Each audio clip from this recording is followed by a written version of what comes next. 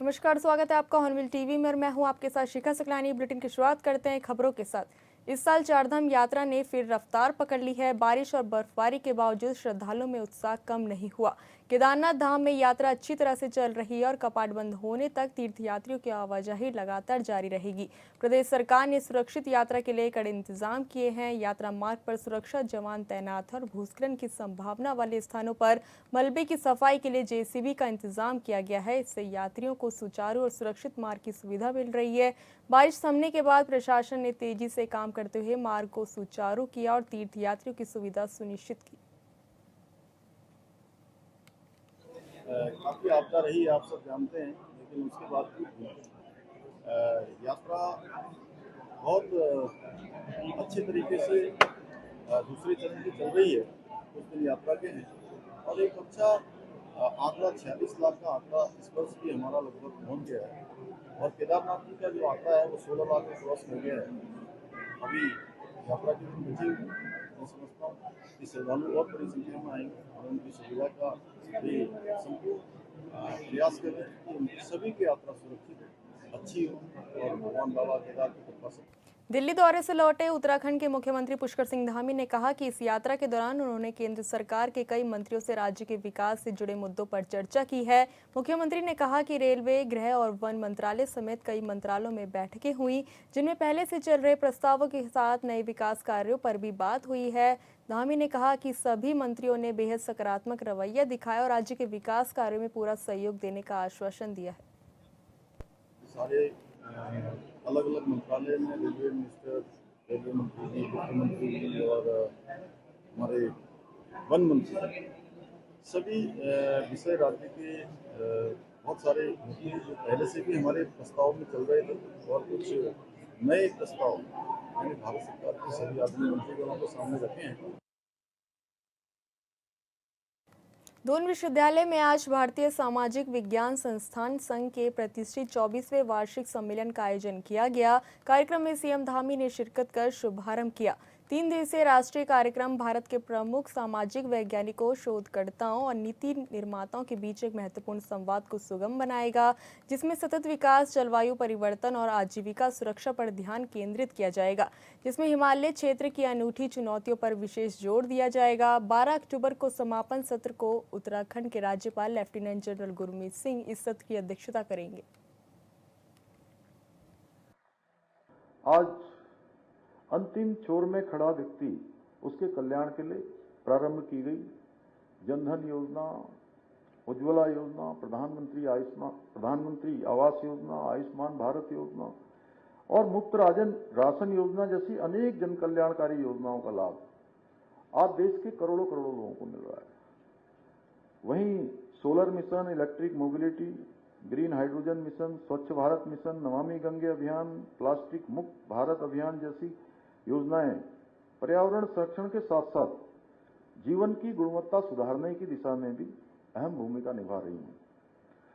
भाइयों बहनों, आदरणीय प्रधानमंत्री जी के मार्गदर्शन में और उनके निरंतर सहयोग से हमारी सरकार भी देवभूमि उत्तराखंड में सामाजिक न्याय की अवधारणा को मजबूत करने के साथ साथ सतत विकास की दिशा में भी निरंतर कार्य कर रही है।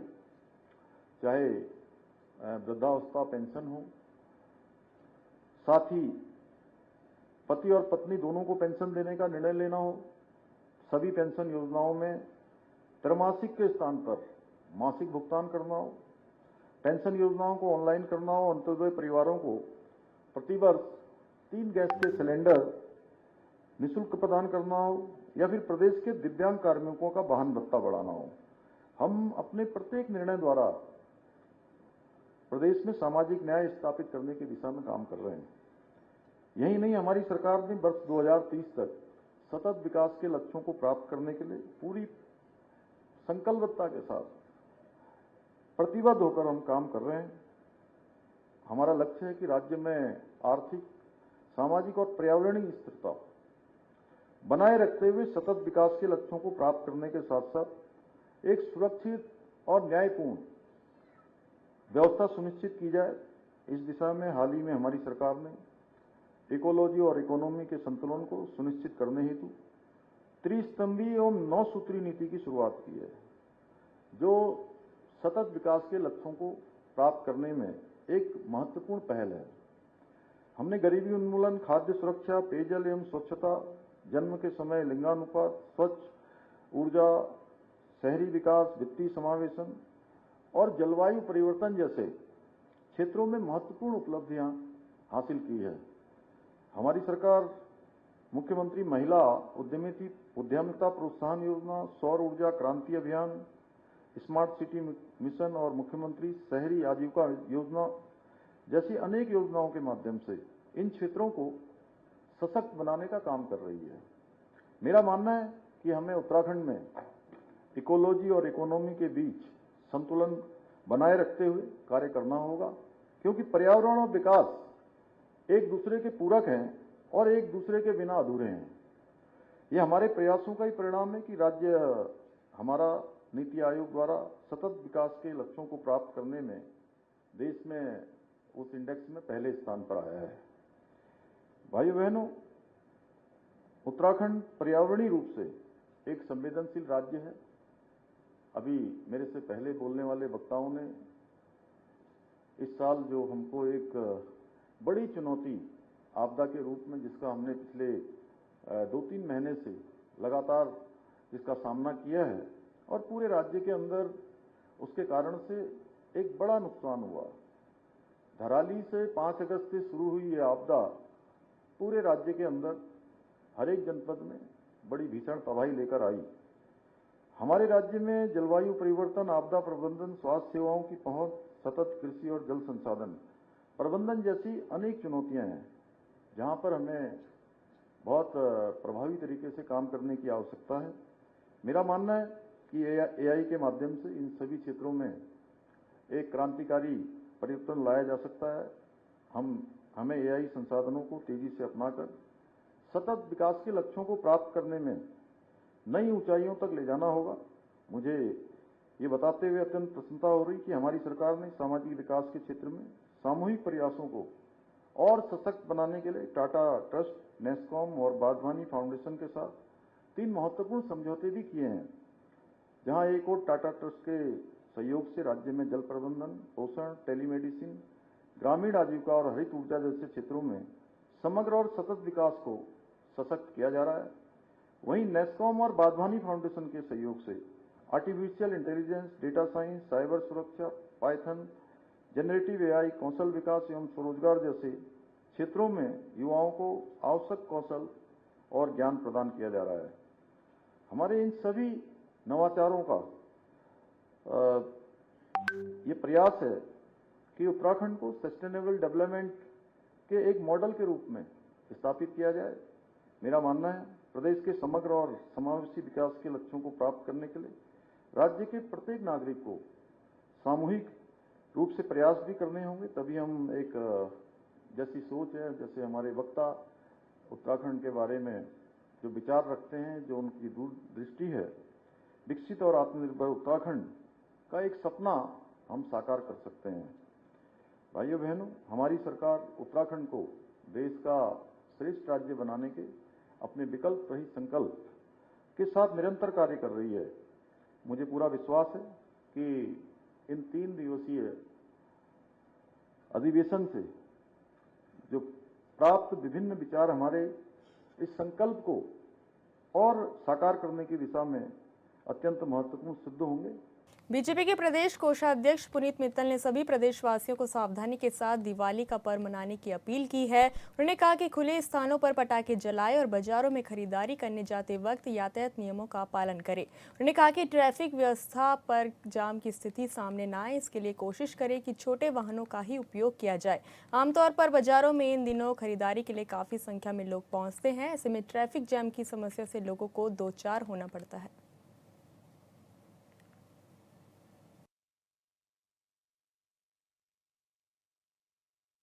सब प्रथम मैं पूरे प्रदेशवासियों को दीपावली, धनतेरस, छोटी दिवाली की शुभकामनाएं देता हूं और सबसे आग्रह करता हूं और उम्मीद करता हूं कि हर्षोल्लास से दीपावली मनाएंगे। जो ट्रैफिक समस्या है या जो गंदगी की समस्या है, मैं सबसे निवेदन करूंगा कि छोटी गाड़ी में निकलें, हो सके तो स्कूटर पे निकलें, पार्किंग को ठीक से करें और ट्रैफिक व्यवस्था को सुचारू करने में मदद करें। पटाखे सावधानी से चलाएं, किसी के चोट ना लगे। रेशम कीट पालन करके किसान रेशम उत्पादन के द्वारा अच्छी आजीविका जुटा सकते हैं। डोईवाला में मौजूदा समय में लगभग 300 किसान रेशम कीट पालन व्यवसाय से जुड़े हुए हैं। बता दें कि उत्तराखंड में पहली बार रेशम कीट पालन की शुरुआत डोईवाला के माझी क्षेत्र से हुई थी, जिस कारण इस क्षेत्र का नाम रेशम माजरी पड़ा। रेशम कीट से रेशम उत्पादन की प्रक्रिया 5 चरणों में पूरी होती है। पहले और दूसरे चरण में कीट की देखभाल रेशम विभाग द्वारा की जाती है, जबकि तीसरे चरण में कीट किसानों को सौंपा जाता है।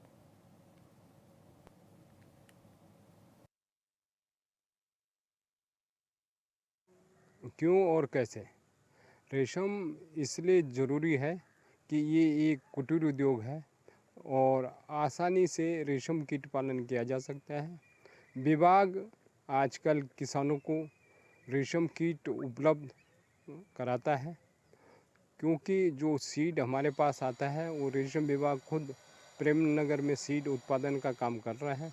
सीड आने के बाद हैचिंग हमारे डोईवाला सेंटर में, लच्छेवाला सेंटर में, धर्मचक सेंटर में, रेशम माजरी सेंटर में, जौलीग्रांट सेंटर में और रानी पोखरी सेंटर में कर रहे हैं। उसके बाद हम लोग हैचिंग करने के बाद 10 दिन विभागीय देखरेख में रेशम कीड़े को पाला जाता है। उत्तराखंड में स्वास्थ्य व्यवस्था की स्थिति क्या है, ये किसी से छिपी नहीं है। हैरानी की बात तो ये है कि किसी अस्पताल में बेहतर व्यवस्था के लिए लोगों को अनशन करना पड़ रहा है। अल्मोड़ा के रानीखेत में एक व्यक्ति राजकीय अस्पताल के उच्चीकरण की मांग को लेकर अनशन पर बैठ गया है, जिसके बाद स्वास्थ्य निदेशक की नींद खुली। इस रिपोर्ट में देखिए।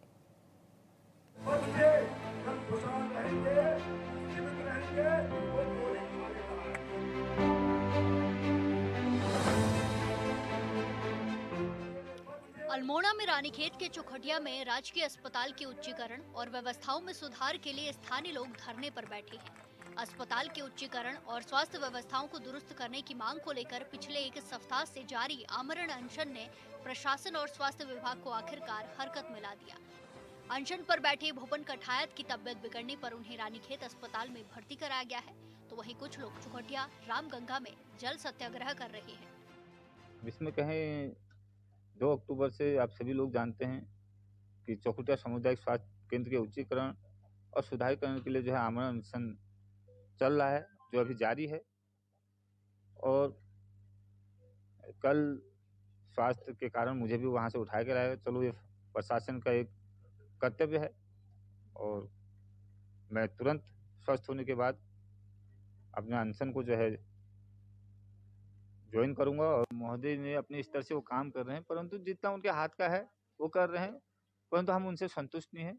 और बाकी मैं यहाँ से स्वस्थ होने के बाद पुनः आंदोलन को जो है ज्वाइन करूंगा और इस आंदोलन को अंतिम रूप तक, जब तक हमारी मांगे पूरी नहीं होती है, जो कि मैंने पहले भी स्पष्ट कहा है कि एक हाथ से दो, एक हाथ से लो, ये मेरा स्पष्ट कहना। और चौखटिया धरना स्थल पर कुमाऊं मंडल के स्वास्थ्य निदेशक डॉक्टर के पांडे और मुख्य चिकित्सा अधिकारी डॉक्टर नवीन चंद्र तिवारी पहुंचे।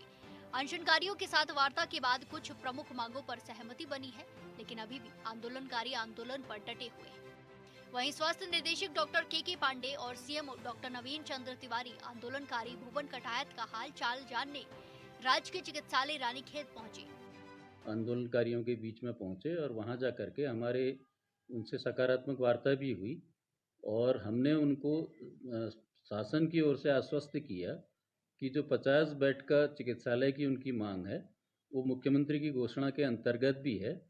साथ में उनकी कुछ समस्याएं थी, तो उसके तात्कालिक व्यवस्था के तहत उसमें हमने उप जिला चिकित्सालय रानीखेत से प्रत्येक माह के 2 दिन उनको, हमारे विशेषज्ञ चिकित्सकों को, एक दिन तो हमने उनको कहा कि स्त्री रोग विशेषज्ञ, बाल रोग विशेषज्ञ, फिजिशियन और रेडियोलॉजिस्ट वहाँ पे जाएंगे और मरीजों का उपचार करेंगे। और माह में 2 बार जो है हमारे आई सर्जन और फिजिशियन वहाँ पे मरीजों का उपचार करेंगे। तो इस संबंध में हमने उनको अवगत कराया और जो वहाँ पे भूख हड़ताल पर बैठे थे, क्योंकि उनका लगातार स्वास्थ्य बिगड़ रहा था, तो उनको प्रशासन की टीम द्वारा उप जिला चिकित्सालय रानीखेत में उनको भर्ती करा दिया गया है।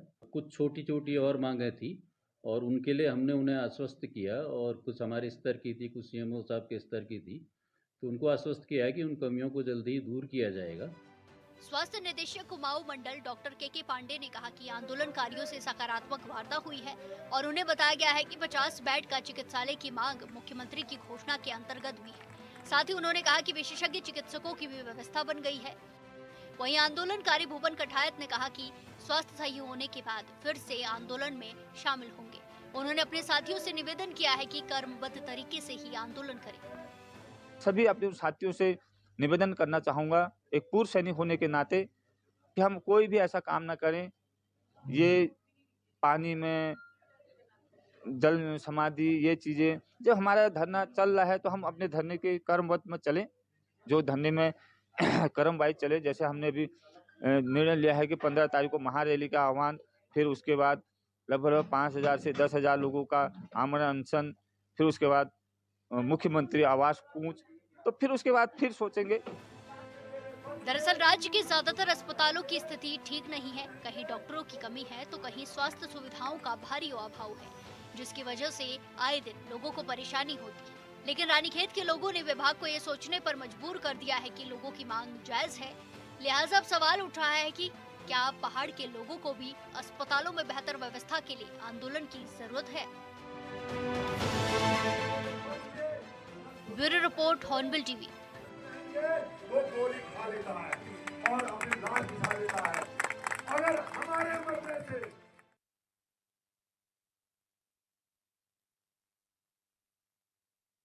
उत्तराखंड के उच्च हिमालय में लोकपाल घाटी की गोद में बसा पवित्र तीर्थ स्थल गुरुद्वारा श्री हेमकुंड साहिब के कपाट आज 10 अक्टूबर 2025 को शीतकाल के लिए बंद हो गए। 25 मई 2025 को शुरू हुई इस वर्ष की यात्रा ने लाखों श्रद्धालुओं और पर्यटकों की आध्यात्मिक शांति और प्राकृतिक सौंदर्य का अनुभव कराया।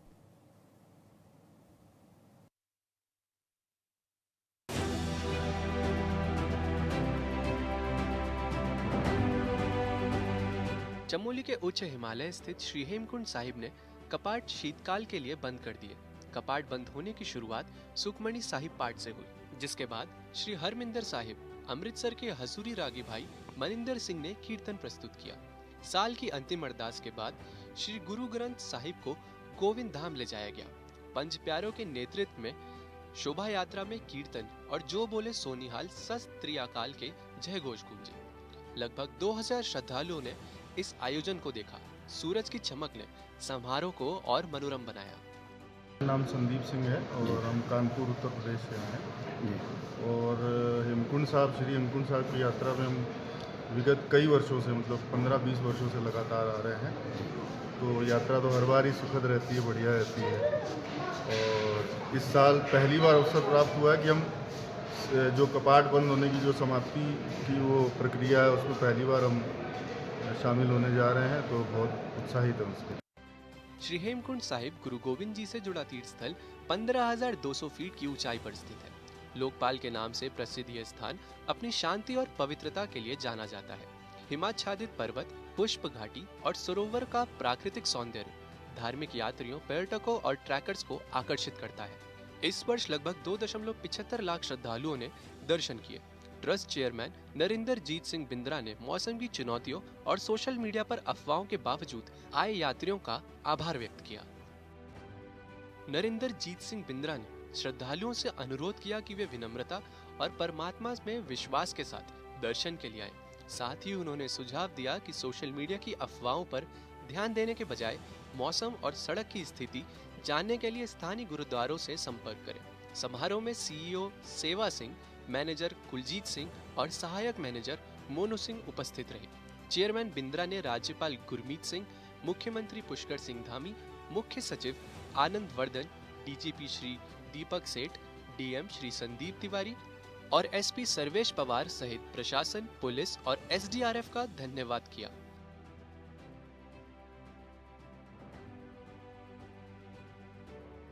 Bureau report, hornbill TV. खबर चमोली जिले की है, जहां जड़ी बूटी शोध संस्थान कोपेश्वर और पीजी कॉलेज कोपेश्वर के बीच एमओयू साइन किए गए। इसके तहत अब पीजी कॉलेज कोपेश्वर में पढ़ रहे जियोलॉजी और बॉटनी के छात्र छात्राएं संस्थान के साथ मिलकर यहां पर अपना शोध कार्य भी कर सकेंगे। नई शिक्षा नीति के तहत स्किल डेवलपमेंट के तहत ये उत्तराखंड में पहली बार नई पहल की गई है, जिसके तहत छात्र छात्राएं स्किल डेवलपमेंट के तहत यहां पर अपने शोध कार्य भी कर सकते हैं। इसके साथ ही संस्थान के निदेशक डॉक्टर अभिषेक तिवारी ने कहा कि ये एक महत्वपूर्ण कदम है, जिसके तहत छात्राओं को अपने ही क्षेत्र में शोध कार्य करने का मौका मिल पाएगा और भविष्य में रोजगार के अवसर भी उनके लिए खुलेंगे।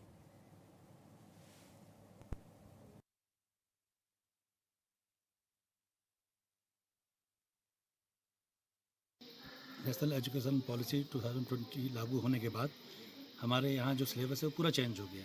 हमारे यहाँ जो सिलेबस है वो स्किल बेस है। हम ये कह सकते हैं लाइब्रेरी टू लेबोरेटरी और लाइब्रेरी टू एक्चुअल फील्ड। वहाँ पे क्या डिफ़िकल्टी ये हमारा जो स्टूडेंट है वो समझ सकता है। खासकर जो HRDI ने जो पहल की है, ये हमारे ग्रेजुएशन पोस्ट ग्रेजुएशन के स्टूडेंट और जो रिसर्च वाले स्टूडेंट्स हैं उनको बहुत हेल्प करेगा। तो हमारे अभी तो 2 डिपार्टमेंट बॉटनी और जूलॉजी से बेनिफिट लेंगे, लेकिन साथ फ्यूचर में जो केमिस्ट्री डिपार्टमेंट है उसके रिसर्च स्कॉलर भी यहाँ पे अपना रिसर्च काम करेंगे। आज जड़ी बूटी विकास एवं शोध संस्थान गोपेश्वर उत्तराखंड और विभिन्न विभागों के बीच जो हमारा MOU हुआ है, वो आने वाले भविष्य के लिए उत्तराखंड के लिए बहुत बड़ा कदम है। अभी ये पहला MOU है जो पूरे उत्तराखंड में हो रहा है और धीरे धीरे हम चाह रहे हैं कि जैसे अभी जनपद चमोली के राजकीय स्नातकोत्तर महाविद्यालय गोपेश्वर, देखिए, जैसा कि मेरा इस संबंध में पहले भी बात चल रही थी, जो हमारी न्यू एजुकेशन पॉलिसी है, उस एजुकेशन पॉलिसी में स्किल डेवलपमेंट के इन्हांसमेंट के भी बहुत सारे कोर्सेज हैं जो कि डिग्री कॉलेजेस में उनकी सुविधाएं नहीं होती हैं। तो मैं निदेशक के तौर में यहाँ पर जब आया तो उसके बाद मैंने देखा कि बहुत सारे यहाँ पर जो स्टूडेंट है, जो मैन पावर हमारी है, जो पढ़ने के बाद जिनको रोज़गार नहीं मिल पाता है, उनको जो है हम अपने यहाँ इंस्टीट्यूट में ट्रेनिंग दे करके हम उनको एक रोज़गार की ओर भेज सकते। फिलहाल इस बुलेटिन में इतना ही। आप देखते रहिए हॉर्नबिल टीवी। नमस्कार।